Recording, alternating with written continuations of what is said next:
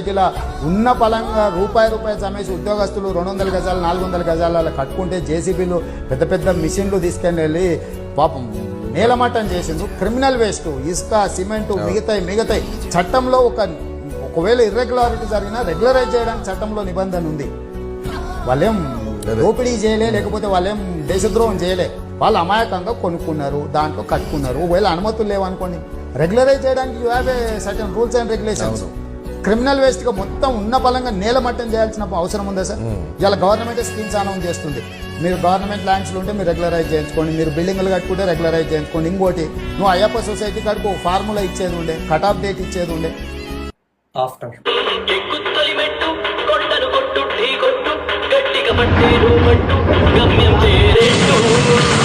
ఇప్పుడు గుర్తు రాలేదు. రెగ్యులరైజ్ చెయ్యొచ్చు, పేద ప్రజలు కష్టపడి ఇల్లు కట్టుకున్న వాళ్ళకి అన్యాయం చేయకుండా ఉండొచ్చు.